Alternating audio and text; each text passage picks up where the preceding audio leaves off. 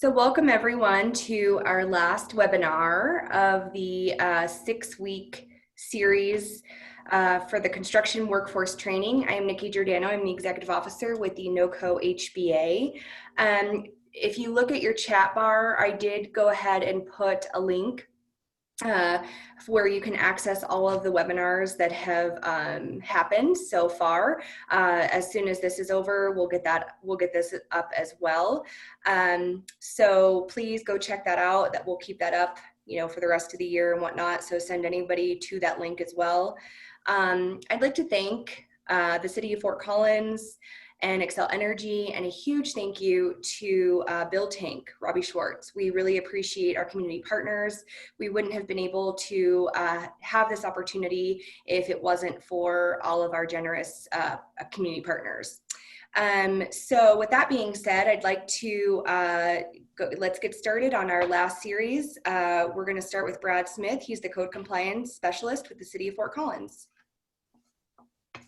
Thanks, Nikki and NoCo HBA. I want to thank people for attending and want to say a double thanks again to NoCo HBA, and I'll look forward to future partnerships.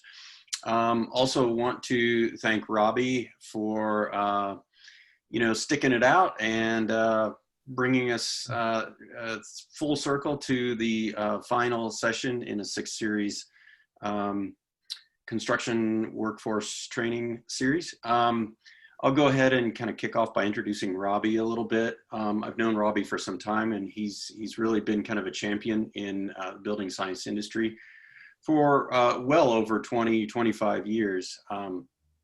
Robby recently founded BUILDTank Inc.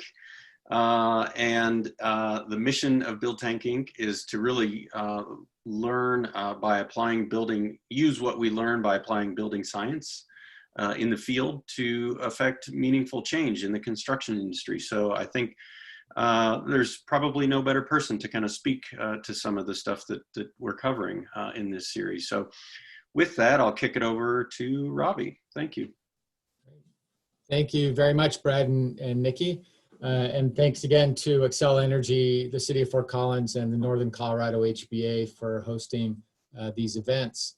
I'm going to turn off my video as well so that we can concentrate on the slides. If you have any questions that come up, please put them in the question box there, and we will answer questions at the end as we move through these slides.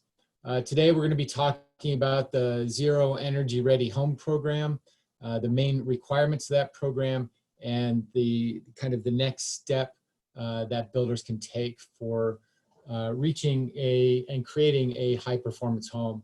I'd like to thank the Department of Energy for sharing their slide deck. A number of the slides that you'll see today come from the Department of Energy Zero Energy Ready Home program, which I guess is maybe the first thing that I should say is that we should know that this program is run through the Department of Energy, like Energy Star is run through the Environmental Protection Agency.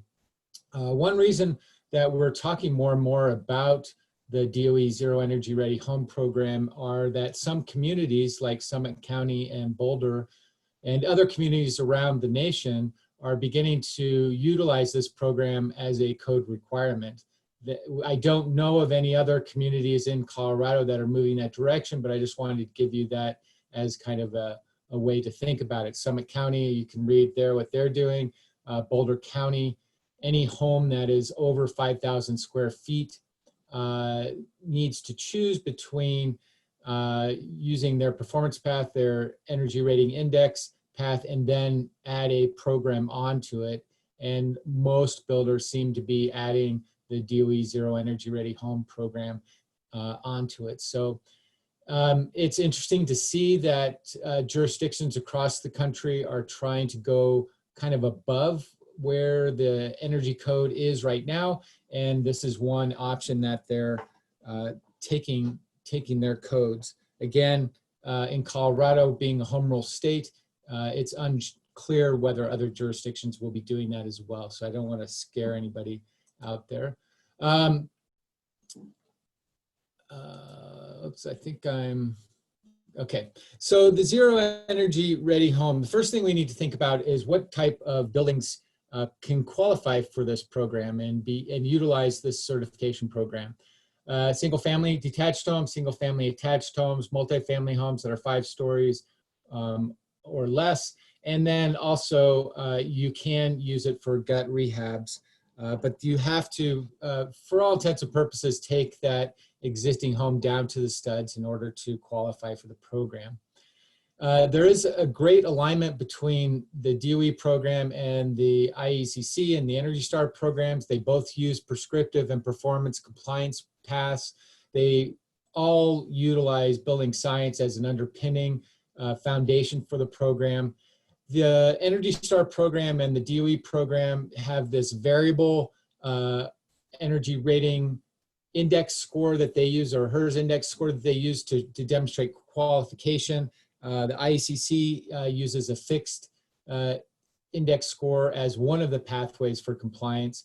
The DOE program and the Energy Star also have a size adjustment factor. So if you're building a larger house, it's a little bit harder or a little bit more that's required of you to achieve compliance.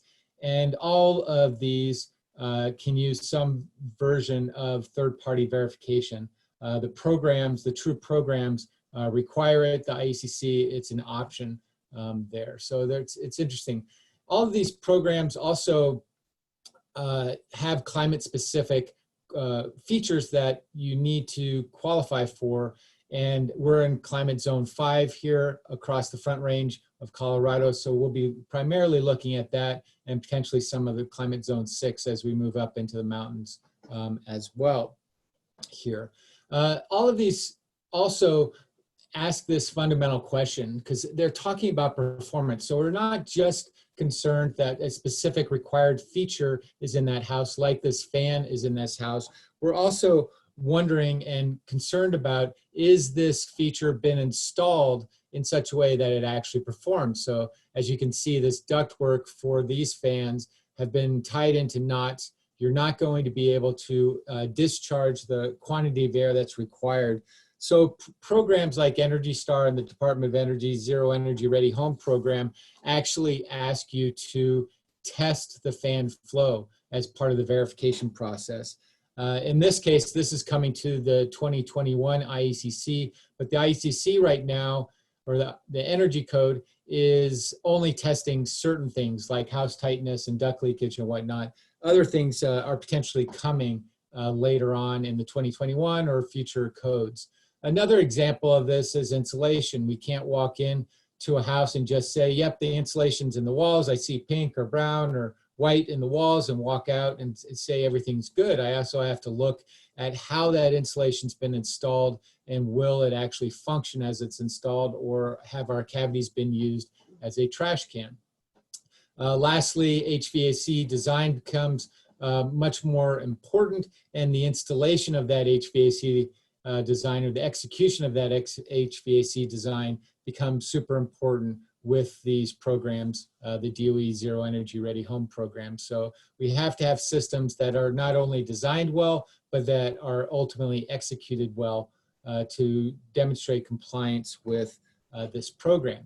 Now, the DOE Zero Energy Ready Home specification begins by optimizing our building enclosure. It talks about water protection systems. Obviously, water is the thing that ultimately destroys homes, so we need to protect that structure from water intrusion and water vapor.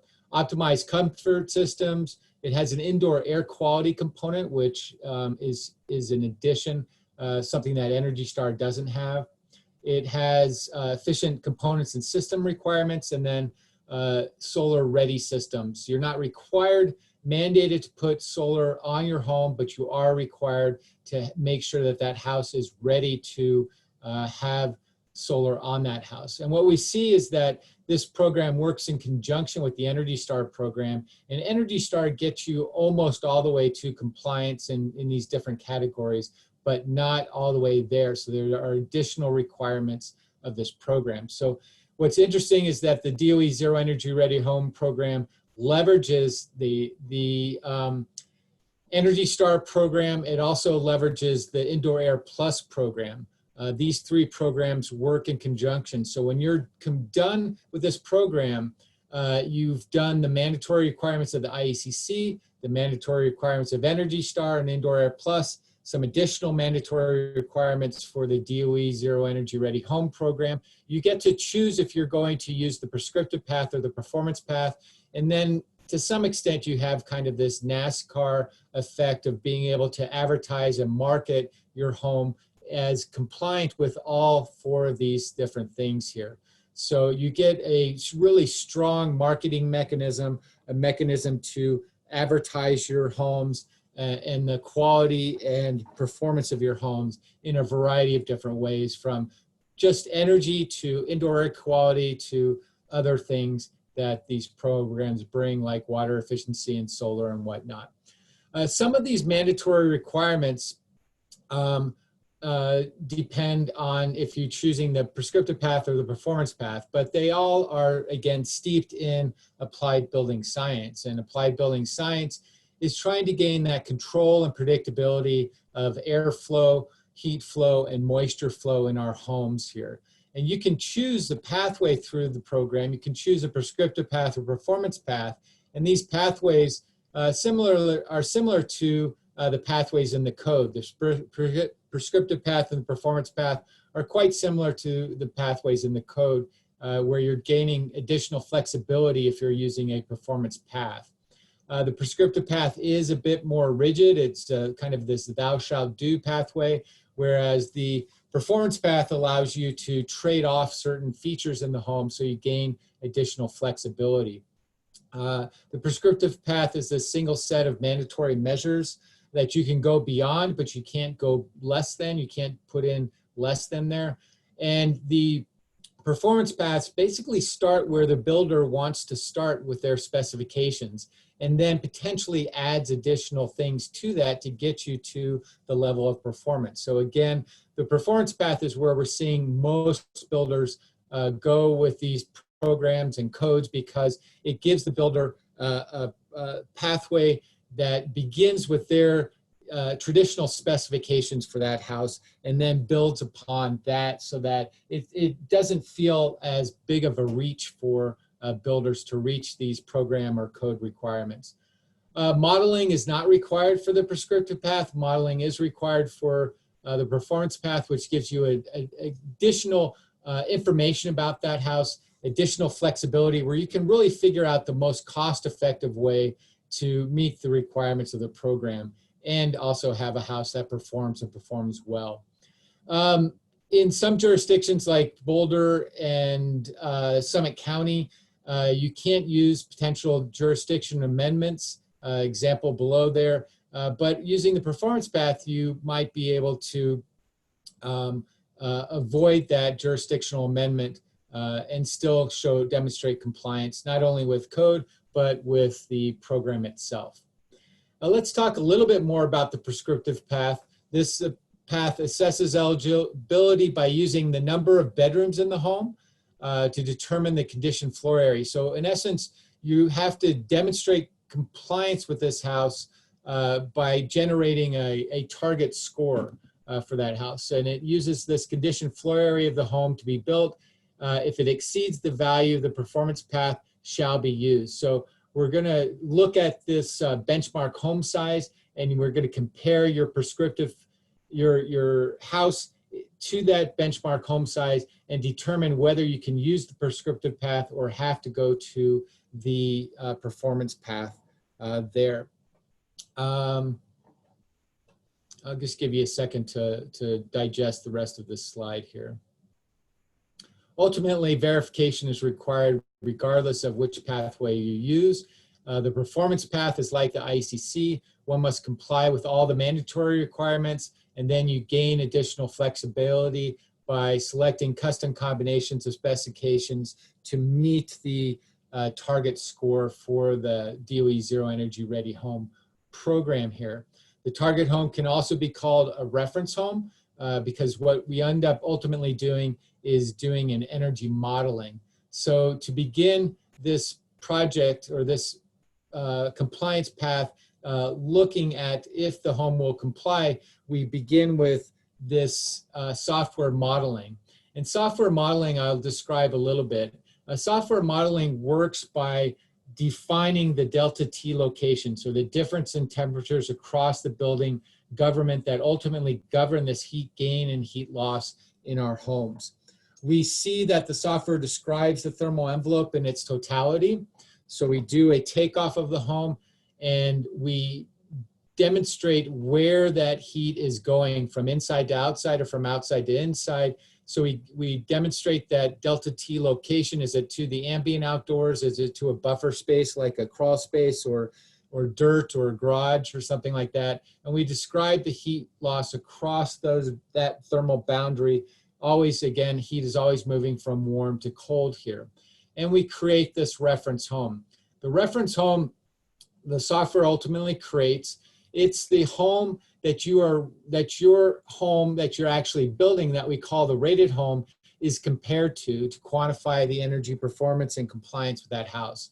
A reference home is ultimately defined as a standard set of house specifications that generate a specific, consistent, and quantifiable energy performance for that particular house.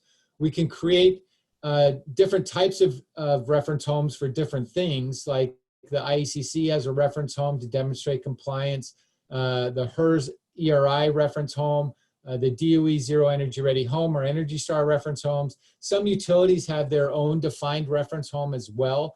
And ultimately, these reference homes create a baseline that your house that we call the rated home is compared to. So the reference home is a geometric twin of your rated home, set up to slightly different specifications. And if your home meets or exceeds those expectations, it complies with the program. So when we do a energy model of the house, it's basically this twin house concept. So we have the reference home compared to the builder home. These two homes are geometric twins of each other. The reference home is set up from a DOE perspective using the prescriptive path of the 2015 IECC plus this potential size adjustment there. The builder's house is set up with the builder specifications plus the size adjustment, and these two homes are compared to each other. What this ultimately achieves is the creation of a target HERS index score, and the builder's house has to be less than or equal to the energy rating index score that is created there. And that energy rating index score is the first step of demonstrating compliance with this house. So you have to create your specifications so that they meet or exceed the energy rating index target score that is created here with the potential size adjustment. So let's describe the size adjustment here real quickly. The size adjustment uses this formula, basically the benchmark home divided by the conditioned floor area of the home to be built to the 0.25 power. It can't exceed 1, so we're only looking at homes that are larger than the benchmark home. If your home is larger than the benchmark home as described in this table down below, then it potentially will have a size adjustment which will make the target score slightly lower and more aggressive in essence, so that you have to do a little bit more to meet the requirements of the program here. So as an example, I took a 3,800 square foot 5-bedroom house, compared it to the benchmark home. The benchmark home says 5-bedroom house can't be bigger than 3,400 square feet. Therefore, I have to run this house through the formula. It's all done inside the software, but here's an example of that. You get the size adjustment factor of 0.97. If the house began with a HERS target score of 54, you apply the size adjustment factor, it would lower the score to a 52, and you'd have to add some additional features or tighten up the house or do something to get that HERS target score down below 52.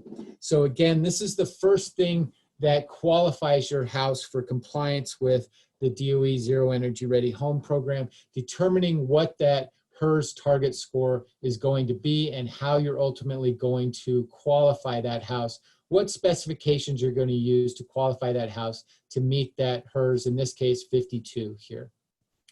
Now, from a solar perspective, again, programs and codes are trying to hyper focus on the building thermal envelope. So you'll see that the solar energy can't be used directly to qualify a home for the target score requirements. However, it can be used to achieve additional HERS scores that may be needed to meet that target home requirement if you are building a home that's larger than that benchmark home size. So that additional 2 HERS index points, for example, solar can be used in this program there. This is very similar to what the IECC is doing with regards to the energy rating index pathway in the IECC, saying that you have to meet the core features in order to have a sound building thermal envelope before solar can be added onto that house there and change the index score there. Homes with electric mechanical systems are also something that we need to talk about, because right now in the HERS energy rating index modeling, electric mechanical systems severely penalize homes. They're in the process of changing that because there is a move to electrification of homes. But right now, electric homes, if you're using standard electric equipment and not a super efficient air source or water source heat pump, you're going to see a penalty, which is basically raising the score of that house there. And so there is a move in the ResNet standard world to adjust this to not make this penalty as severe as it is currently, because there is this move to electrification and a cleaner source of energy. And right now we're getting penalized in essence for the transmission loss, not for the true efficiency of the equipment. And ultimately that will be changing there. We've talked a lot about the HERS index score. So let's talk a little bit about what that score is. Again, the score is established index scale that was established by ResNet, or the Residential Energy Services Network. They are the standard setting body and governing body of the home energy rating world there. Like a golf score, the lower the score, the better. So that score that's 0 is better than a score that's 100 on the scale. 0 describes the zero energy ready home, and 100 describes the reference home for the HERS ResNet energy rating index score. You can also think of it as a miles per gallon rating system for homes. Again, the better the house is performing, the lower the score will be. The HERS reference home is 100 on the scale. It's equal to a home that was built to the 2006 IECC. A HERS of 0 is equal to a zero energy ready home, a home that produces as much energy as it actually uses. The Department of Energy has also determined that the average existing home is about 130 on that scale. So to give you some reference of how the scale works there.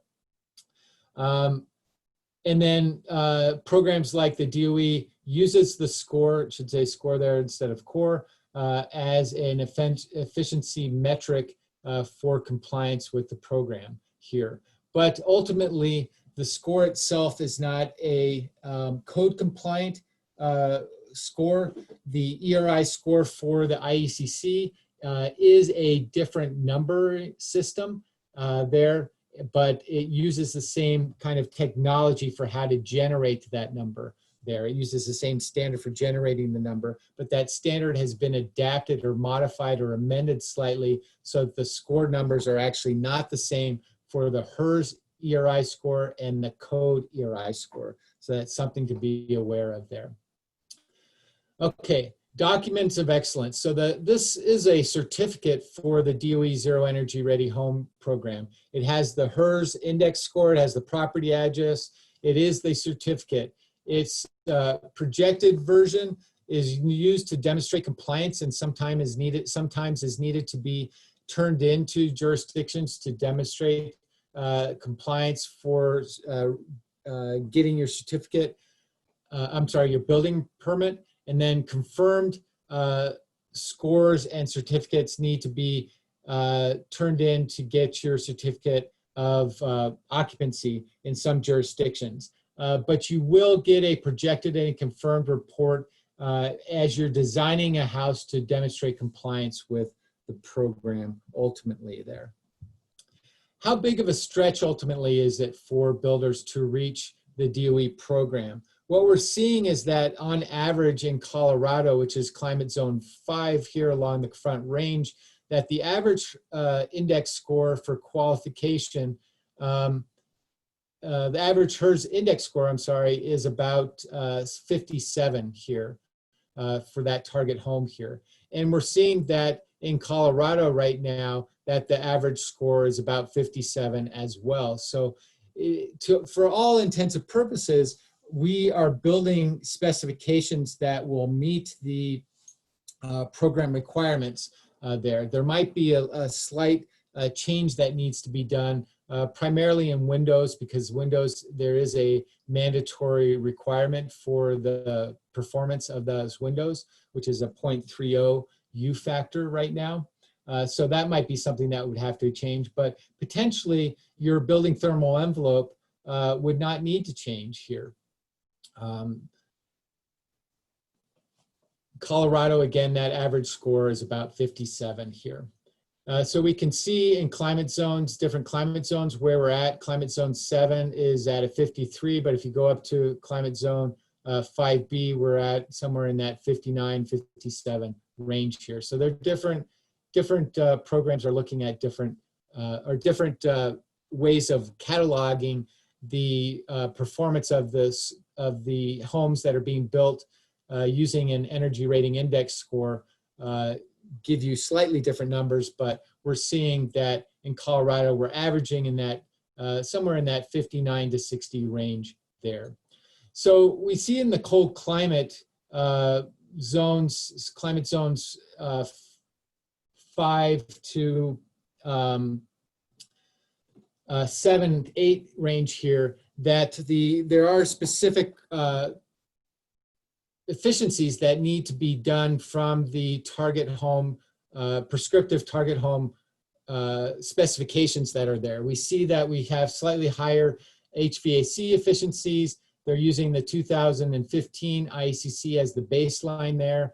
We're getting air changes per hour numbers that are pretty tight, more efficient windows, more efficient Energy Star and other mechanical equipment that is being added into our house, and efficient lighting and appliances that are added to our house. So when you look at a prescriptive specification for a house, it looks kind of daunting potentially there. But what we see is that when we move to compliance with the performance path, that we get a, this is for climate zone 6, but we get a specification and design home that is not far from what we're seeing out there. In climate zone 5 here along the Front Range, we're seeing houses being able to comply with just a 2x6 wall with blown fiberglass, so basically an R23 wall instead of the 21+5, R49 attics, so forth and so on. Things that probably are non-starters are trading off U values of your windows and potentially slab or basement insulation there. You have to insulate your basement, you have to insulate your slab. You might not have to use the target home specification, but those things, it's almost impossible to trade those off completely using the performance path there. So again, the stretch is not that hard for builders to get to this level of compliance. It's really the devil's in the details and demonstrating that the features are not only there, but that they've been installed in such a way that they actually perform. So that verification part adds that additional quality assurance to ensure that you're meeting the requirements of the program. Where the DOE program goes beyond is in these 7 mandatory requirements. So you see you have Energy Star as a base foundation. There's some additional envelope features that are added. We'll go through these in a little bit more detail. You have duct system requirements, primarily that if your ducts If you're using a forced air system, those ducts are located inside the building envelope. You have water delivery systems, which are new to a lot of builders. So you have some type of hot water circulation system there. Lights and appliances exceed the code requirements slightly. You do have to take part in the Indoor Air Plus program. So you have this indoor air quality component of the program, and then your renewable ready features there as well. So ultimately, you've got these mandatory requirements that begin with the mandatory requirements or compliance requirements with the Energy Star program here.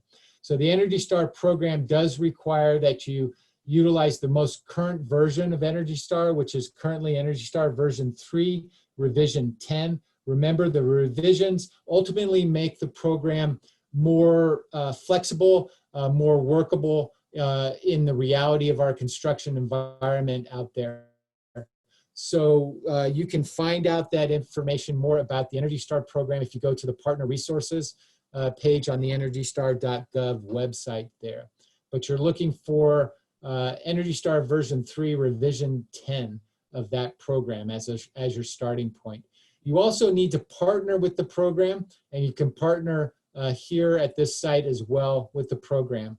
You actually need to partner not only with the Energy Star program, but with the DOE Zero Energy Ready Home program and the Indoor Air Plus program if you're pursuing compliance with the DOE Zero Energy Ready Home program here.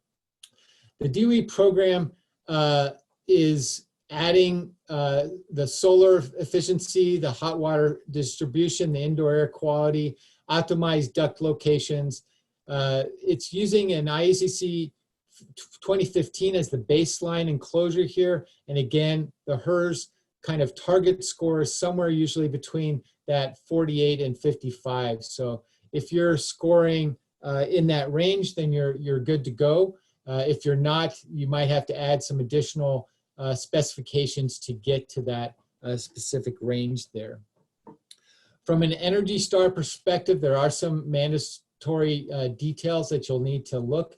They're all embedded in these 4 checklists that work with the Energy Star program. So every item on the checklist is that's ultimately pertinent to that home becomes a mandatory item. If there's something on the checklist that you're not even doing in that home, obviously that's not a mandatory item in that checklist. We have the Rater checklist, which deals with the thermal enclosure and HVAC performance and design review. We have the HVAC contractors design and commissioning checklist. And then we have a checklist that is ultimately the responsibility of the builder. That is the water management checklist. That checklist is an important one for builders to pay attention to and ensure that they've adopted and adapted their plan set to incorporate the water management details that are incorporated in that checklist. So let's begin by looking at the thermal enclosure checklist. Again, Energy Star takes you about halfway there to compliance with the DOE program. The DOE program takes you that additional step here.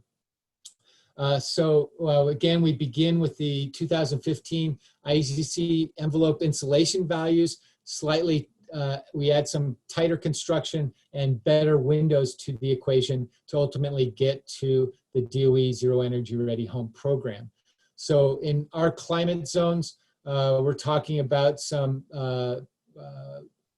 prescriptive requirements like this. Again, the requirements change slightly. If you're using the performance pathway, you can trade off that R20 plus 5 to an R23 wall, for example, in climate zone 5 here. Window requirements as well look like this. And the window requirements for the Energy Star program in our climate zone is a 0.30 window value. You might be able to trade off slightly higher than that. And there are some exceptions for a certain percentage of glass that can be higher U values as well here. But ultimately, that's where we're looking at. So you can see that the Energy Star requirement is slightly more aggressive there. The new Energy Star window out there is a 0.27 window, but you have to remember, even with Energy Star, all Energy Star qualified components or features or products like windows and whatnot are not necessarily required to be installed into an Energy Star house or a DOE house here. So this would be an example where an Energy Star product, an Energy Star window of 0.27 now isn't necessarily required to be installed into a home. But the target home specification uses this as its specification overlap on that reference home here. So you might need to potentially, when you're looking at doing your trade-off specification trade-offs, you might not be able to trade that off there. You have to look at all the features and the house in its totality when you're looking at a trade-off specification there. We do see that the IECC building thermal envelope still needs to be depicted and defined, and it gives you that requirement in the Energy Star program, as well as the DOE program, as well as in code. That sound thermal envelope importance is carried over from the code into these programs here. The IECC describes air barriers and the continuity of that air barrier system here to ensure that these programs that are adopting this practice of defining the thermal envelope and ensuring the continuity of the air barriers, that it's executed and executed properly there. What we see in these thermal envelopes is that sometimes it's easy to define it on a piece of paper, but once you get into the field, it becomes difficult to actually determine where that building thermal envelope is. So when we come to a situation where we have to define if this piece of ductwork is inside or outside the building envelope, you might have to ask questions with your third-party verifier to help you actually execute this so that that piece of duct ends up to being defined as inside the building envelope, because the DOE program does not allow you to put ductwork outside the building envelope. So that is a big difference between the DOE Zero Energy Ready Home Program performance requirements and Energy Star or the IECC there. Ultimately, this thermal envelope is trying again to ensure control and predictability from a building science perspective of airflow, thermal flow, and moisture flow in our homes here. So if you come across situations where you can't clearly define where that thermal envelope is, make sure that you ask the right people. It could be a code official, it could be a third-party verifier. If you define where you want that thermal envelope to be, those types of folks can help you execute it and ensure that you're going to get it perfectly executed out there in the field there.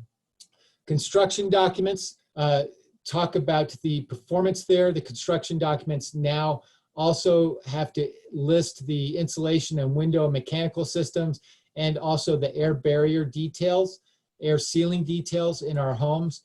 These details are the same details that are required by the DOE program here. So getting these details, having those design meetings up front, the design integration meetings up front to ensure that these details are present, that everybody understands the details and can execute these details, that these details are continued onto your plan sets so that people can ensure that they're executed properly out in the field becomes super important out there. So we want to make sure that we've got air sealing details out there. We have our insulation and mechanical systems listed in our plan so that we know that they're being executed properly, and potentially other things that are requirements of the programs listed out on these plan sets as well. For example, the 2 or 3 stud corners or ladder blocking and where interior walls meet exterior walls. These are mandatory requirements not only of code, but also of the DOE program as well. This program, again, is leveraging the Rater thermal enclosure checklist, which is very similar to the IECC checklist in order to get a tight home that's less than 3 air changes per hour, that we have complete and continuous air barrier systems around our house, that we have proper insulation to retard the flow of energy, in and out of our homes, and that we're putting advanced windows in our houses so that we don't get overheating and that we stay comfortable and have a reasonable amount of energy use in our houses. So ultimately, we're using building science to get control and predictability, and these features that are optimizing our enclosure system are helping us gain control and predictability of heat flow, thermal flow, and moisture flow in our houses here. So complete air barrier systems are looking at all of our assemblies, our wall assemblies, our floor assemblies, our ceiling assemblies that are separating conditioned space from unconditioned space. It ultimately relies on the continuity of that air barrier system here. So we need to think about these 5 key attributes. The program's ensuring that we have continuity, we have strength, we have durability, we have stiffness, we have impermeability of that air barrier system so that we have a system that totally separates that conditioned space from unconditioned space here. So these are things that verifiers are going to be looking for when they go through your home with you to ensure that we have the continuity of our air barrier system, but they're also potentially not using flexible air barrier systems, but using durable, stiff, and impermeable air barrier systems in our homes. Where Energy Star goes beyond the ICC, we see the insulation over the top plate, slab edge insulation, platforms in ventilated attics, and advanced framing techniques. We're seeing that Energy Star is requiring these things and that we need to execute these things in order not only to comply with Energy Star, but to comply with the DOE program as well. Some examples of that would be insulation over the top plate, which might require a raised hill truss. This is actually a requirement of the ICC now as well. It's very difficult to trade off to zero insulation over that top plate. And the Energy Star program says that you actually can't trade off to zero. The minimum that you might be able to trade off is an R20 over that top plate there. But that R20 still would require some level of raised hill truss there. So that is something that even the ICC is changing for us a bit as we're seeing more and more raised hill trusses out in there. I'm sorry, it's an R21 over the top plate there. The theory here ultimately in it is that we want to ensure that our attics are ventilated properly so that we're not pushing insulation off of the top plate and we're not wind washing that insulation, which is basically moving air pockets out of that insulation there. So we have to ensure we're getting proper attic eave baffles installed in these ventilated attics so that any ventilation air is dropping down into that insulation from the top and ultimately not penetrating all the way down to the drywall level of the ceiling below, so that the pockets of air can remain stagnant as we get closer to the ceiling insulation that's adjacent to the drywall below. And that ventilation air is only moving through the top quarter of that insulation. So in essence, we are compensating for our inability to encapsulate or enclose the insulation on the attic ventilation side by the additional depth of the material that we're installing in that attic and ensuring that air is not just flowing through randomly in that. So we have to have that raised hill truss now to get that full insulation over the top plate, ensure that we're getting attic eave baffles there, and that the insulation is moving over that insulation, and that we're not blocking off parts of that baffled system with fibrous insulation that's not in true air barrier, so that we're getting insulation or we're getting air moving up and over that baffle there. So again, the baffle needs to be attached to the top plate and to the exterior side of that top plate. Slab edge insulation is another one that we need to talk about because a lot of walkout basements have slab edge. We don't build a lot of slab on grades here in Colorado, but walkout slabs would be an example of an area that needs to be insulated now, and the programs are basically requiring it, mandating, because you can't trade it off there. You might be able to trade off to an R5 rather than a R4 R3, oops, went backwards. I'm sorry, rather than an R10 there, which means that you could utilize figure 3 here and trade off or replace your normal expansion joint material with an R5 1-inch foam board instead. That's a great way to insulate your slab edge, or potentially any of these other figures 2 through 4 applications that you can use. What we want to ensure is that we're not getting that heat loss that's demonstrated in figure 1 here through that slab edge here. And that's a mandatory requirement of Energy Star and the DOE program here. Here's an example of using that slab edge insulation as a replacement for the expansion joint in the middle picture. Otherwise, you might be insulating from the outside, which can be a difficult detail, a doable detail, but a difficult detail.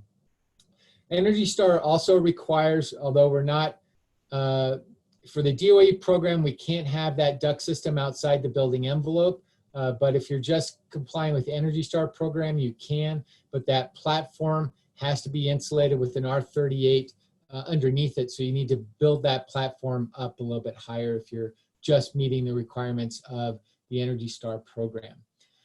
Thermal enclosure systems is another requirement of the Energy Star program that carries over to the DOE program.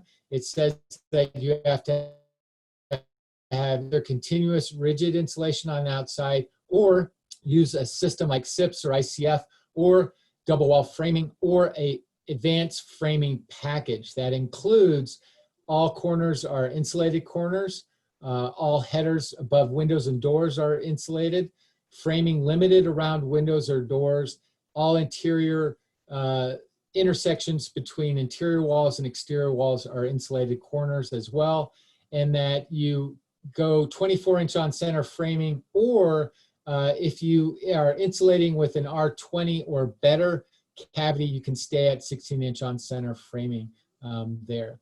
So this means that just like the code is moving us to insulated corners and insulated headers, so is the Energy Star program, and therefore so is the DOE program, where interior walls meet exterior walls. We have to do it. Energy Star goes beyond code in terms of limiting framing, which ultimately means 1 pair of king studs per window opening, 1 pair of jack studs per window opening, additional jack studs only as needed, and cripple studs only as needed as well here. So this is kind of what the Energy Star program is looking for, to limit thermal bridging in our building envelope if you're using an advanced framing package here. Engineering might override this, but ultimately they're looking for the predominance of windows to be and door frames to be framed in this fashion here. So if you go in and you see that every header is not insulated, every window is packed out with tons of additional framing, you're probably not going to be able to comply with the program intent. There are cases where an engineer will override this and say, you know, I just can't do an insulated header in this case, but that doesn't mean that other headers within that package of the house can get away without doing an insulated header. So a conversation, in essence, has to happen with your engineer, and that conversation should happen early in the design process. And basically a design goal is to have every window header insulated and to be framed with the least amount of wood as possible to carry the load there and to limit that thermal bridging. Also, sealing at the bottom plates, requirement of Energy Star code as well, and other things in the code. And this program would be ensuring that we're not using air impermeable materials as air barriers. Remember that insulation is designed to trap a pocket of air, but it can't trap that pocket of air unless it's either an impermeable insulation or it has an air barrier like this nylon jacket over the fleece jacket to create an air barrier system in our houses there. So the same thing, same requirement basically for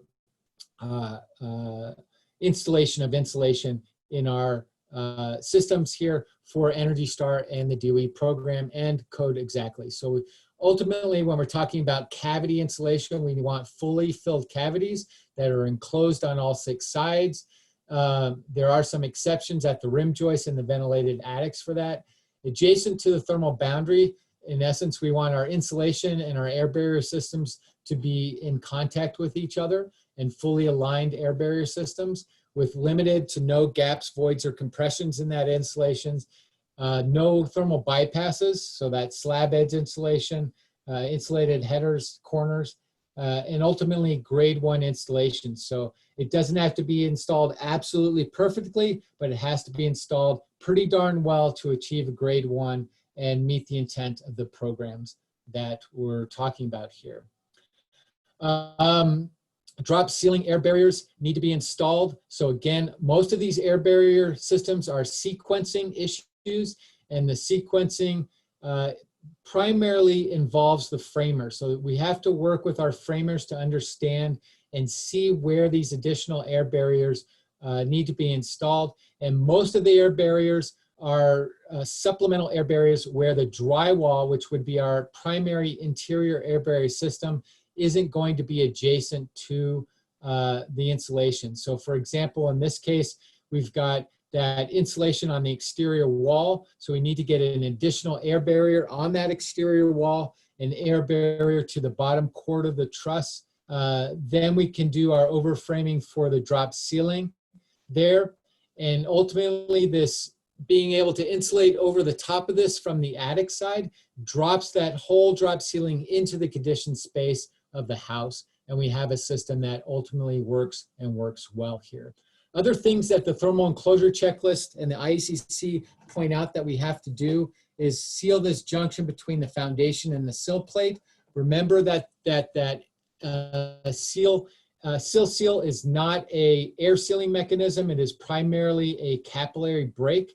So you're going to have to come back and air seal this with a foam or a caulk like shown in the upper picture. Sealing that connection between the drywall and the top plate that's so leaky and causing this batt to turn black. So we're seeing a lot of builders use gaskets like the top 2 pictures, or an acoustical caulk that it remains pliable there so that you can seal that drywall to the top plate. And remember, it's the drywall top plate connection to the ventilated attic. So it's all top plates that are connected to that ventilated attic has to be sealed. So it's interior walls and exterior walls that have to be gasketed there. That's a big source of confusion for a number of builders in different markets there. Attic knee walls need to be executed correctly. Again, a sequencing issue for the framer to be able to see that you need a top plate, a bottom plate, side studs, attic side sheathing, and then finally insulation and the interior drywall being that 6-sided there. But the first 4 components here are issues for the framer. The framer really is the key component of this equation of creating solid air barrier systems, and we need to ensure that they see it and can sequence it properly so that others can be successful in their jobs. Other problems we see out there that truss systems are starting to define our attic knee walls. That board at the top is not a top plate, it's drywall backing, so we need to get that top plate, the attic side sheathing. We might have to overframe the truss to get a cavity that can actually be insulated, figure out the bottom plate, and then we can insulate and drywall, and we have a system that actually works here. Air barriers at our rim joists and box sill locations. Again, because we're not looking for that 6-sided enclosure here, we need to ensure that the rim board is sealed properly, have a true air barrier between inside and outside. It's not as easy as you think, and therefore the codes and programs are requiring that we do additional air sealing at these locations, and ultimately 3 locations: the rim board to the subfloor, the rim board to the sill plate, and the sill plate to the foundation. All need to be sealed. This is a requirement in Fort Collins. It's a requirement in code, but a lot of jurisdictions aren't enforcing it very well. It is a requirement in the Energy Star and DOE programs as well here. Making sure that we insulate that floor joist well, and we get that insulation in contact with that true air barrier that we've done there. If we do that all well, we don't have to get that six-sided enclosure there as well. Penetrations, shafts and penetrations, another sequencing issue here. We want to ensure that we get our air barrier up first, and then we penetrate with the right size hole, and then we air seal properly. These penetrations, most of these except for the first two pictures in the first column, aren't done right. So again, from a sequencing perspective, get your air barrier up first, cut a right size hole, then pass what you need through that hole and air seal it properly so that we've got a system that has created a continuous air barrier between our conditioned space and our unconditioned space. Again, these programs and codes are pointing out areas where air barrier systems aren't going to be adjacent to the insulation or our thermal boundary. Therefore, supplemental air barriers need to be installed at tubs and showers and fireplaces as well. We might have to ensure that we create passageways where insulation can be installed afterwards. So cutting a hole in the air barrier and then putting a fill tube in there and sealing it up afterwards works and works well. We have to remember that fireplaces, behind fireplaces are a big issue as well. And also the continuity of the air barrier behind our stairways and stairway landings becomes very important as well. Again, these are requirements in code as well. They just aren't being enforced as well. And because we know that there's third-party verification for Energy Star and the DOE program, we're ensuring that you are aware that these are the types of things that are going to be looked at amongst others. I can't go through all of these things today, but these are the highlights of what's being done here. Ultimately, why it matters is that we want our thermal envelope to work and work well. If we're installing the insulation and not looking at how it's been installed, we might get an R7 install instead of an R19 install. And that ultimately carries over to our HVAC systems like we talked about last time. If our thermal envelope doesn't work, our HVAC system doesn't work. Ultimately, we need that sound building thermal envelope to work. Our ultimate goal is that we have even temperatures around our building thermal envelope. We don't want to, as the reality is out there, oversize our equipment or undersize our equipment. We want right-sized equipment that matches our building thermal envelope.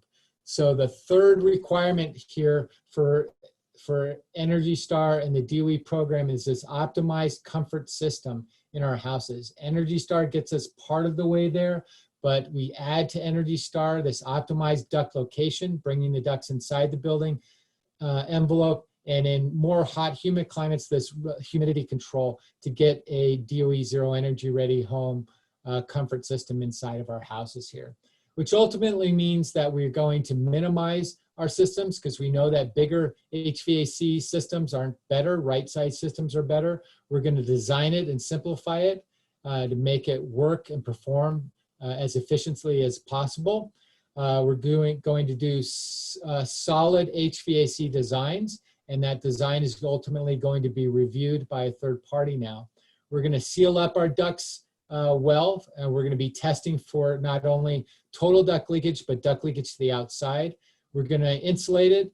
If that very small portion that's allowed outside the building envelope is actually installed there, it has to be insulated properly.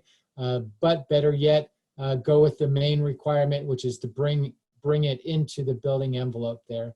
And then ultimately verification is happening there. HVAC contractors that work with the Energy Star program have to be credentialed there. So they have to go through some training, take an online class to get this credentialing.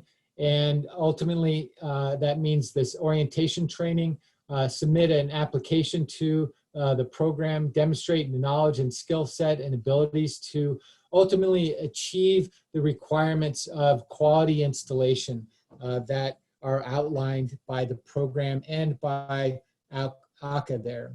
There's an HVAC quality installation checklist that Energy Star has put out that needs to be executed properly for Energy Star and DOE Zero Energy Ready homes. They also need to subject themselves to quality assurance and oversight, which is difficult for some contractors, but those good contractors know that they're getting better outcomes, they're providing better services if they take part in these types of programs. Occasionally you might come across a hydronic system, and the HVAC credentialing is not required for contractors that install hydronic systems in our systems here. There is an HVAC design report. The design report is exempt for hydronic heating systems for the most part. However, it's really encouraged that they utilize all of this design criteria, because it does carry over to HVAC design for hydronic systems as well as forced air systems as well. It begins with a design overview, whole house ventilation design, room by room heat load calculations, heating and cooling equipment selection, and ultimately duct design and installation and verification that it's airtight there as well. I'm going to skip over that from a hydronic perspective. HVAC, on the Rater design review, we're reviewing the partnership status, that credentialing process for the HVAC contractor and builder, looking at what type of windows have been installed and been used in the design. Insulation review, again, what R values were used in the design, and then review of the design report and checklist that has been created here. The Rater HVAC checklist looks at heating and cooling equipment, how the ducts were installed and insulated, whole house mechanical ventilation. Also, spot ventilation is looked at here. That's ventilation that's in our kitchens, laundries, and bathrooms. How the air is being filtered. There is a requirement in the Indoor Air Plus that we upgrade our filtration slightly. It's not as good as it could be, but at least our MERV 8 filter is installed. And then combustion appliances. And basically, you can't use non-sealed or power vented appliances for the DOE program. They have to be, you have to separate combustion from the occupants in the house for a DOE Zero Energy Ready home. So that is a slightly additional part here. Commissioning the checklist, this is a part of actually testing that notion of, is it there and does it actually work? The actually work part is the commissioning part. The HVAC contractor is required to measure the flow of the HVAC system, to check the charge of the AC system, and then ultimately balance the system as well here.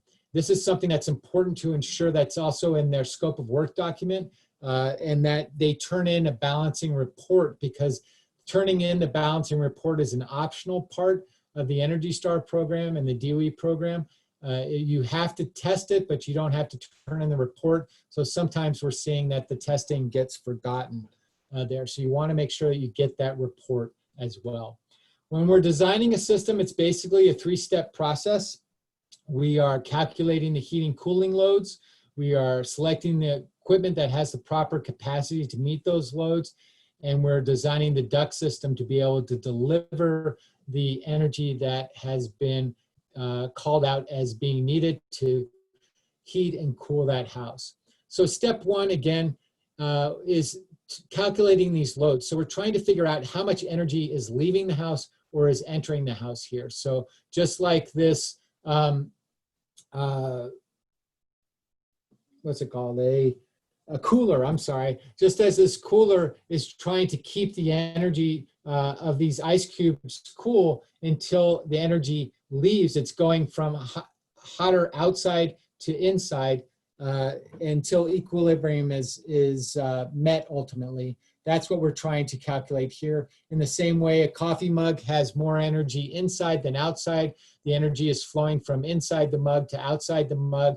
we are trying to create a thermal envelope that will define that boundary between conditioned space and unconditioned space here. So our HVAC cooling calculation is done according to the ACA manual J and S here. Looking at manual loads, the manual J describes the loads, the manual S describes the equipment that has the capacity to meet the loads. So we're ultimately looking at all of these different components in order to figure out how many BTUs per hour of heat loss and heat gain are happening through our building envelope at specific design temperatures.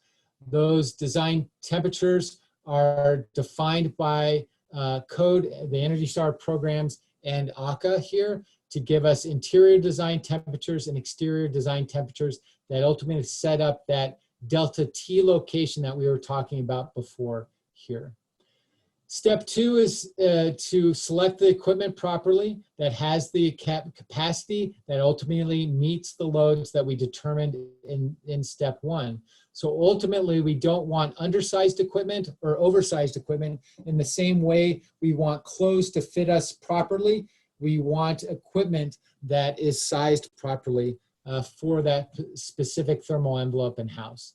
And then we ultimately size our ductwork and design our ductwork to deliver that load to each of our rooms. So if I have a furnace with a specific capacity, I want to make sure that I run a 12-inch duct to a 10-inch duct to a 6-inch duct to deliver 104 CFM in this case to that particular room with all the other ductwork connected to that system there. So it is a designed process. It's a process that needs to be done well in order. And then ultimately it has to be executed in the field to be able to ensure that we're getting the flow that we want here. Optimized ducts locations is something that is added to the Energy Star program by the Zero Energy Ready Home program. Ultimately, the ducts need to be located inside conditioned space. There is an exemption for small pieces of ductwork, about 10 feet, to be outside the building envelope. But it's better, you'll get better performance if all the duct is inside the building envelope and the mechanical systems are inside the building envelope as well there. Okay, our next section is water management and water protection. This is a mandatory requirement as well of the programs. Again, it begins with the Energy Star water management checklist that is primarily the requirement of the builder, and then it adds some things, in this case from the Indoor Air Plus program, to ultimately give us DOE Zero Energy Ready home performance here. Water circulation is also added here from the DOE program, and we'll talk about that as well. But to begin with, let's look at the Water Management Systems Builder Checklist. Again, this is a builder checklist. It doesn't get reviewed by the rater or the third-party verification organization, but it is mandated that the contents of this checklist get integrated into your plan sets and your specifications and your application out in the field to ensure that these things are being carried out there. And potentially it might be verified on a spot situation just randomly out there. And if it's not seen that it's been adopted into your practices, potentially a home can be decertified here. So again, it's super important that this part of the equation gets adopted into your standard practices there. They're all very important things. Most likely you're doing most of these things anyway, but I just wanted to stress that here. First, from a water site foundation perspective, we're looking at capillary breaks, damp proofing, sloping, grade and drainage around our houses. We're looking at water managed wall assemblies here with weather resistant barriers and flashing of penetrations properly. Water management roof assemblies, which deals with flashing in gutters and downspouts. And water management of building materials, which is ensuring that we're not using any wet materials in the constructions of our houses. We also need to remember that water vapor and water vapor flow is a big part of water management. So we're trying to ensure that we're getting proper air tightness and air barrier systems. Again, that thermal enclosure checklist is dealing with those things so that we get control and predictability of airflow and moisture flow and thermal flow in our houses. And the HVAC installation checklist is ensuring that we get good HVAC management of water issues as well here. Water efficiency is this fourth mandatory requirement here. So we have hot water circulation systems from the DOE program. It's based ultimately on the WaterSense specifications, where it says that 0.5 gallons of water in any piping manifold between the hot water source and hot water fixture, you can't store more than 0.5 gallons there. It also gets tested, and the testing means that when you turn on your fixture, that no more than 0.6 gallons of water can go down the drain before the temperature rises by 10 degrees here. So a hot water circulation system is a mandatory requirement of the DOE Zero Energy Ready Home program. It basically can be achieved by either doing a core plumbing layout, a manifold system, a demand pump, or an adaptive learning technology. Multifamily buildings can work slightly differently here. From a manifold perspective, basically 10 feet of maximum pipe length between the manifold and that fixture is what it's going to take to be able to meet this requirement here. We're not seeing manifold systems being used as much as they were when they first came out. They're good from a leak perspective, but from a delivery perspective, it's very hard to get this level of performance with a manifold system. Demand systems utilize a pump, usually located at the water heater, to pump water to that farthest fixture with a remote system. So you press the system, and within seconds you get hot water at that fixture there. So you have very little waste of water or energy to create that water. So a sensor or control is needed for these demand systems here. We're also seeing, before we move away from this, is this adaptive learning technology. So a lot of tankless water heaters have adaptive pumps built into them. The adaptive part is that it learns your behavior. So if I get up at 6 o'clock every morning, it learns that by my draw at 6 o'clock every morning, and it will ensure that there's hot water at the fixture at 6 o'clock every morning, because it learns my ultimate behavior there. And those systems are allowed by the DOE program as well. Lights and appliances, again, Energy Star has some requirements there, but lights, hot water distribution, and equipment, mandatory Energy Star equipment is added by the DOE program to get that DOE certificate as well here. So Energy Star fixtures or WaterSense fixtures are a requirement here. So water heaters and fixtures in single family homes and dwelling units and their independent water heaters must meet the following criteria. So we have to have high efficiency water heating equipment. We have to have WaterSense labeled shower heads, bathroom sink faucets, and we can't store hot water volume in those systems beyond 1.2 gallons between the hot water source and the farthest fixture there. So these are other mandatory requirements from a hot water perspective that we need to think of. High efficiency HVAC equipment. In our climate zone, we have to have high efficiency equipment. You can trade off the 0.94 efficiency for the HVAC system there, but you can't go below 0.92. So basically you need a seal combustion high efficiency furnace in that system that's at least a 0.92 if you're thinking about trading off that system there. From an indoor air plus perspective, it is building off of the Energy Star program, adding the Indoor Air Plus features to ultimately get to a Zero Energy Ready home program. Ultimately, the envelope is helping with our indoor air quality, our HVAC and moisture control that's gained from Energy Star. The Indoor Air Plus really adds radon, pest control, some other features here, and then we get this comprehensive Indoor Air Plus protection program here. The Indoor Air Plus program from a moisture perspective, from a, let me just do it this way here. The Indoor Air Plus program leverages things that are happening in the Energy Star program. Everything in blue here has really been done through the Energy Star program.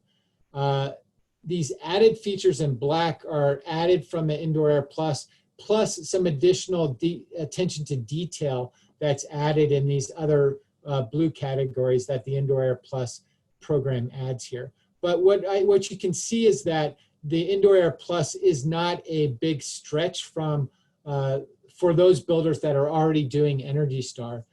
There are some additional features, but most of the Indoor Air Plus, again, is achieved through the Energy Star program here. Some of the things that are added is this detailed focus on separating the garage, which is a large pollution source, from the house here, and actually testing that to ensure that we get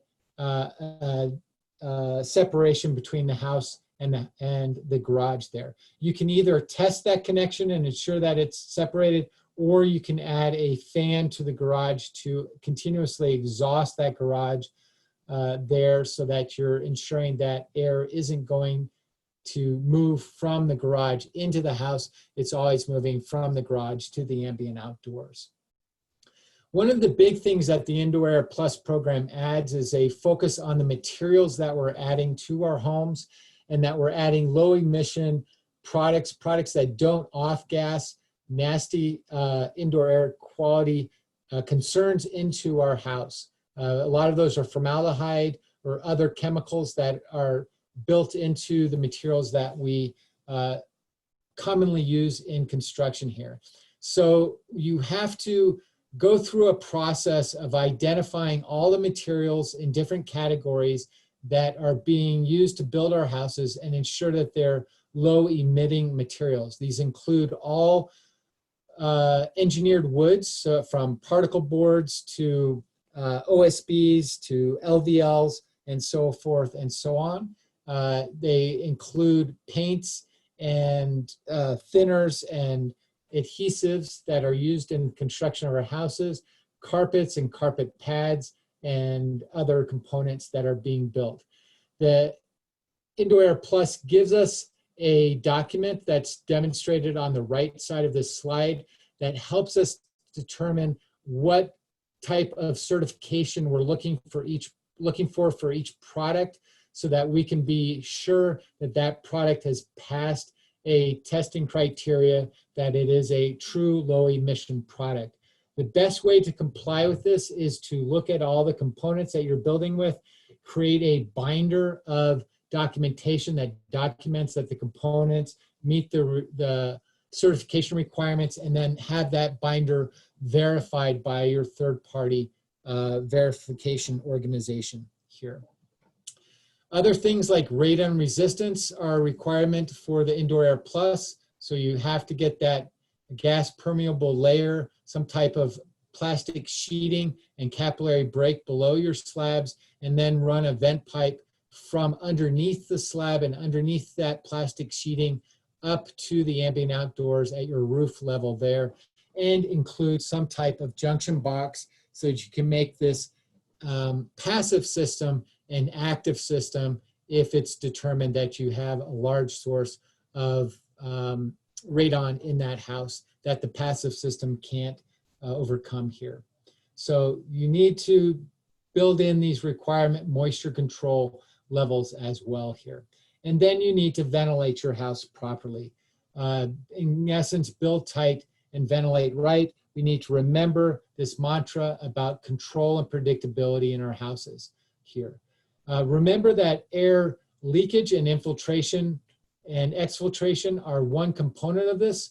Gaining control and predictability, infiltration and exfiltration are unintended or accidental movement of air into or out of our houses. We're trying to get control and predictability, so we're trying to limit exfiltration and infiltration inside of our houses there. Whereas air mechanical ventilation is this controlled and predictable movement of air inside of our houses. We're taking air out, measured in cubic feet at a specific rate and at a specific schedule. The ventilation load in our house is accounted for in our HVAC design, just like infiltration and exfiltration are accounted for.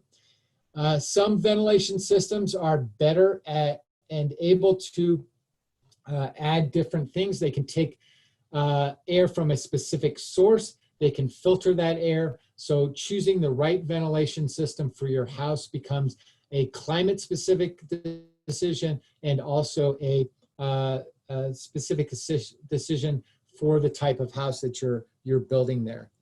The building shall be provided with ventilation that complies with the requirements of the codes. We're trying to do even better than that through program requirements through the DOE Zero Energy Ready Home program and their application of the Indoor Air Plus program here. You have to have some type of gravity damper from a code perspective and program perspective if you're linking the indoor system to an outdoor system. You also have to deal with spot ventilation in kitchen, bathrooms, and laundries as well. Everything needs to be vented all the way to the outdoors, and they have to have the capacity to run at least 100 CFM intermittent when we're talking about kitchen exhaust, and 50 CFM intermittently if you're talking about bathroom exhaust. These features are tested in these programs or ensure that they're installed in specific ways. For example, the kitchen hood doesn't necessarily need to be tested if you have a minimum 6-inch duct routed to the outdoors in the most efficient manner there. That way you can ensure that at least 100 CFM can flow through that duct. However, spot ventilation in bathrooms, laundries, and kitchens, that fan will be measured in this program. So it has to be able to push at least 50 CFM of air, which means that the installations as demonstrated here, none of these fans are going to be able to push 50 CFM of air because of the way that the duct was run there. So we have to make sure not only is it there, but does it work again here. Everything discharged to the outdoors again. We can't discharge into attics, crawl spaces, or other spots like that. And we want to make sure that our exhaust openings are away from our input openings. We can't put them next to windows or to intake vents that are installed in our homes. Whole house controlled mechanical ventilation. Let's talk quickly about that. We're talking about positive pressure systems, negative pressure systems, or equal pressure systems. So exhaust, supply, or balanced ventilation systems. It's dependent on our building our houses tight. The code says we have to build our houses tight and we have to ventilate them right. The code also says that we have to use a ECM motor if we're connecting that ventilation system to a furnace blower at all. You have to have an ECM motor or electric commutating motor that is a more efficient motor if you're going to use that furnace system there as well. Where local exhaust or whole house mechanical ventilation is provided, the equipment shall be designed in accordance with the ASHRAE 62.2 standard here. Controlled mechanical ventilation and spot ventilation are governed by this standard, and it also is specific for single-family homes and multifamily homes that are 3 stories or less, and that's why the 62.2 standard is actually used. So you can use this chart or this equation to determine the ventilation flow that's needed for whole house controlled mechanical ventilation. Most designers use the formula because if I'm building a 1,500 square foot home versus a 300 square foot home, I'm getting a better right size system. So if I go through this calculation, I would use 52 CFM versus 75 CFM for this smaller house here. So again, most people are using this equation to calculate the ventilation that's needed for each house. But you can use this ventilation flow for a supply side system, an exhaust side, or a balance side. Supply side system pressurizes the house slightly, which basically means you're pushing air out through holes in our building envelope. Again, we have control of how much air is entering the house and at the rate it is, but I don't know exactly where it's leaving the house. In climate zones like ours, where we generally have more moisture inside our house than outside the house, supply side ventilation systems aren't recommended because you're generally pushing warm, moist air through that building envelope. Exhaust side ventilation systems, I'm sorry, this is another supply side ventilation system as we see it most often in our houses, where a duct is on the run to the outside, to the return side of our furnace, and then we have a controller that controls that furnace fan inside that system here. Other supply side ventilation systems can use a dedicated supply side fan that pushes air into that house. Some can have filtering mechanisms as well, as demonstrated here. So supply side ventilation can work. It's climate specific, like I said, and it needs to be designed for that specific house there. Exhaust side ventilation systems depressurize the house. Again, it's climate specific. Again, any air that's leaving the house is replaced by air coming back in. So in our climate, it's relatively drier outside than inside. So for a cheap ventilation strategy, it works better because we're taking drier air through that building envelope there. But again, balanced ventilation systems are better ventilation systems for all climate zones. Exhaust ventilation systems can use single point exhaust or multi-point exhaust systems. We generally see a better quality bath fan that can be adjusted to a specific ventilation rate. You can also use a specific point of air coming back into the home. Here, like this duct from the outside to the return side of the furnace in conjunction with that exhaust ventilation system, so you can get a more quasi-balanced ventilation system here. And potentially filtering going on here as well.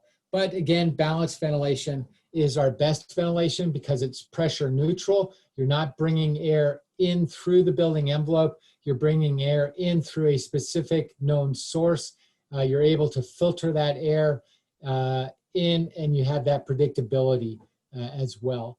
This is typical how an ERV or HRV is set up, where you have a core in that is the air is run through. The air streams never physically touch each other, but the air streams are able to transfer heat and moisture from one airstream to another, depending on the type of system that you have here.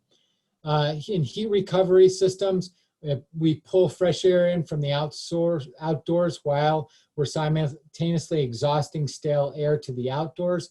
We're able to recover some of the heat that gets transferred from one airstream to the other airstream and achieve a neutral pressure at the same time here. An energy recovery ventilator works in the same way as the HRV, but depending on the season, we can transfer moisture from one airstream to the other airstream and keep a better moisture content, more consistent moisture content inside of our homes there.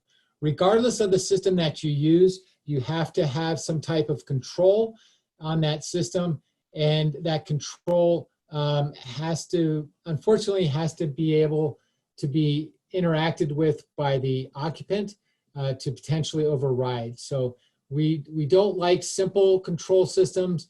We like complex control systems because it makes it, in essence, harder for them, occupant, to override it. But we want clearly labeled control systems so that the occupant can ultimately ask the question, because why they want to turn it off most often is because the system is noisy, not because the system isn't working the way it's intended to use. So we want them to ask the question of somebody who's more knowledgeable so that that person can diagnose why they want to turn it off and fix the problem rather than actually turning off the system there. We also need to think about these air intakes, where they're located, and make sure that they're not bringing pollutants into the house and they're not getting blocked during certain seasons from snow or grass clippings or other things that they might be blocking there. We want to ventilate our house to provide fresh air to our house, to remove odors and dilute pollutants, and to ultimately ensure predictability and control in our systems so we have the proper air for our occupants and the proper moisture control as well. Okay, so the last requirement for the DOE Zero Energy Ready Home program is that our house is solar ready. Again, Energy Star helps us there. We add this PV ready checklist to the equation to get to a Zero Energy Ready Home program here. So the DOE Zero Energy Ready checklist requirement says that we have to have documentation that our roof load can handle and carry the additional load of the panels there, and that documentation needs to be transferred over to the owner of the house ultimately.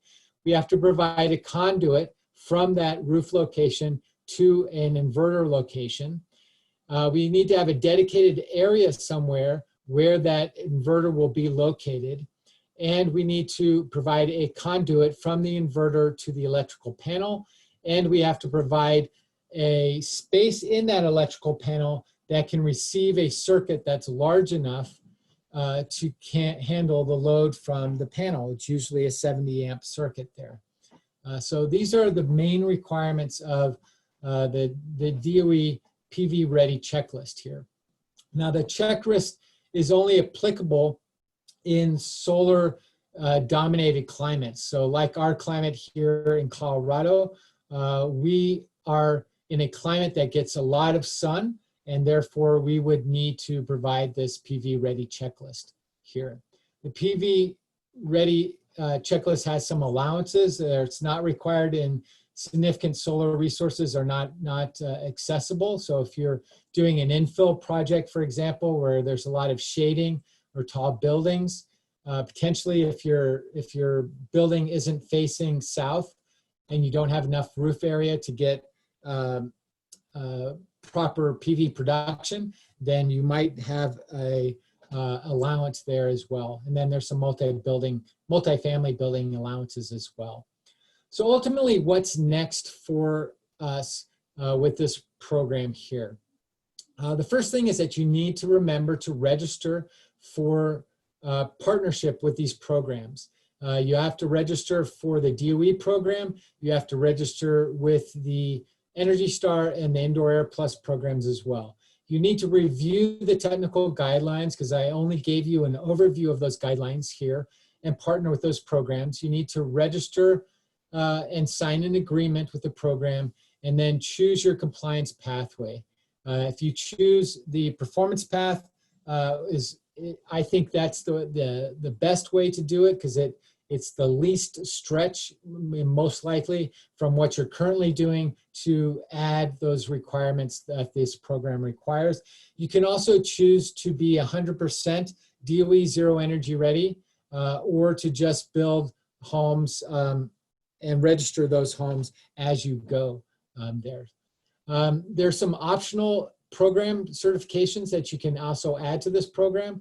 The WaterSense program, the Fortified Homes program, and the Passive House program are optional programs that you can also get credit for through the DOE Zero Energy Ready Home program and truly get kind of that NASCAR approach to marketing your home. So you take the orientation training, you provide certificates, you adhere to the brand identity here, how you actually use the logo in your marketing. These are all responsibilities that you'll learn about through partnering through the program and taking that orientation training. You really want to leverage the resources that are available. The DOE has a lot of resources that you can leverage in these programs. And through these resources, you can gain and learn more information and really take advantage of your third-party verification resource as well. They're experts in the programs. Most likely they're an energy rater, so they can also do compliance work for Energy Star and code as well. So you can get all these resources in one source there. Another thing that you can do is brand yourself as a DOE Zero Energy Ready home builder, which enables you to get marketing benefit from the brand of Zero Energy Ready homes. Also, Energy Star and Indoor Air Plus as well. You can see how one builder has done it this way. There's some customized marketing resources that you can take advantage of that are available for download from the DOE Zero Energy Ready Home program here. You can brand them with your logo as well. And there's some other flyers and brochures that you can use as well here. This new one is talking about healthier homes. If you want to point that out, you can utilize these custom. They're made specifically for you, and you can customize them by adding your logos to these brochures here. You can leverage future sales as well by doing different sales training or getting information up to a website as well. Your sales force, there's lots of materials that are out there that are dedicated directly for education of the sales force and potential buyers out there to help your sales force better communicate the additional resources and additional benefits that you're getting from the DOE Zero Energy Ready Home program. You could leverage the authority of the program itself. These are different ways to show that this program has the backing of the Department of Energy, and that can leverage the authority of this program, which can influence some people into buying a DOE Zero Energy Ready Home program. These documents, these documents and certificates and the HERS index that are created are another way of demonstrating the excellence that you have committed to and are providing in the homes that are DOE Zero Energy Ready Homes program. You can apply for awards and leverage the awards there. You can take part in the Tour of Zero, which is an online tour of homes program that you can take advantage of to demonstrate what you're doing out there. So to conclude, the DOE Zero Energy Ready Home program is a sound applied building science-based program that can be leveraged for marketing and sales of your homes, but also to create homes that actually perform. That notion of, is it there and does it work? You're actually proving it's there and it's working and performing. It builds on the IECC, the Energy Star program, and the Indoor Air Plus program, and adds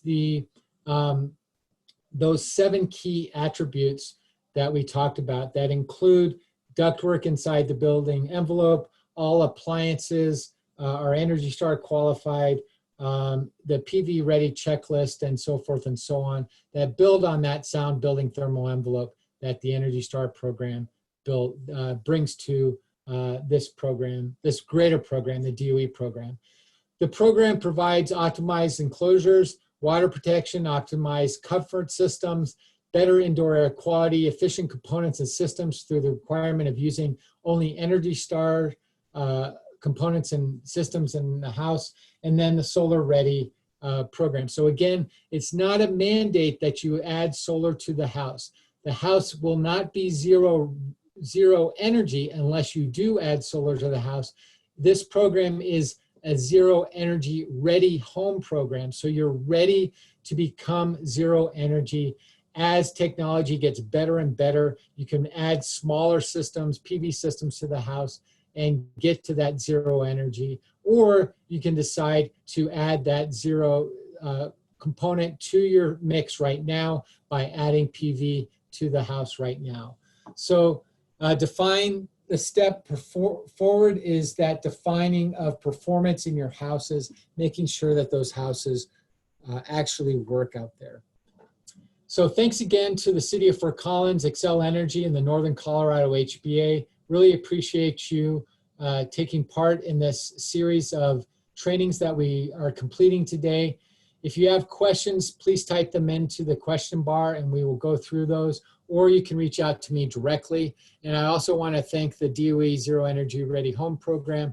And here's where you can get some additional information about the programs as well here. Okay, there is a question that says, I don't see the link in the chat bar.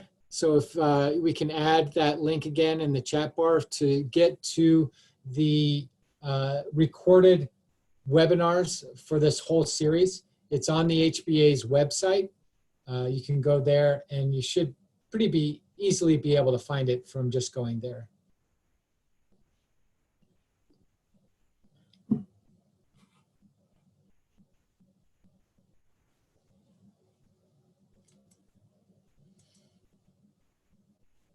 Are there any other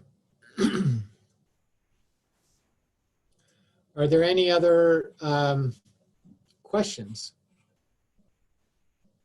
There's a lot of material to go through, so I really recommend again that you go to the DOE Zero Energy Ready Home site and you download the program, national program requirements, and begin to work your way through it, and or hook up with a third-party verification organization who can really walk you through all the requirements and begin the modeling to see if your houses qualify for the program and what the incremental step is from Energy Star, from code to the DOE Zero Energy Ready Home program.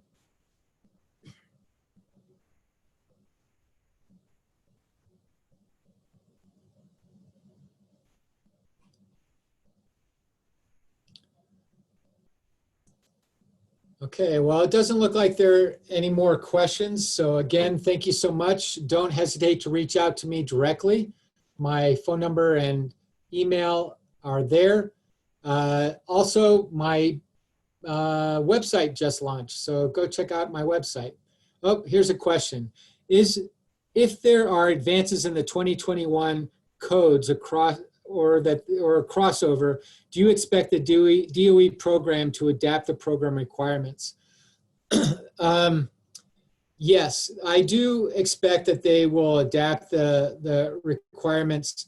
It takes a fair amount of time for that adaptation to happen. But if you're building in a jurisdiction that is greater, using a code that is greater than the 2015 baseline for the prescriptive reference home of the DOE Zero Energy program, you still have to build to that 2018 or 21 IECC in that specific requirement. If you're building in a jurisdiction that's at the 2009, you only need to go at least to the 2015 currently. But they are probably going to adapt things as the code continues to progress down the road here. The second question just came in. Are you aware of an analysis comparison of the 2018 IECC to the DOE Zero Energy Ready Home program? I am not aware of a specific comparison analysis that is doing that, but the DOE program does go beyond the IECC with the adding of PV, I know for sure, and from an insulation requirement perspective, I'm not sure if it's beyond the DOE. Well, I mean, because it's based on the 2015, it wouldn't be beyond the 2018. So it would be an interesting comparison to do, but I'm not sure that anybody's done that specifically.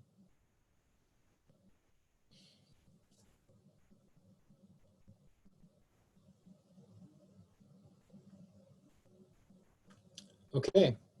Well, thanks again. Really appreciate your time. Don't hesitate to reach out. Have a great day.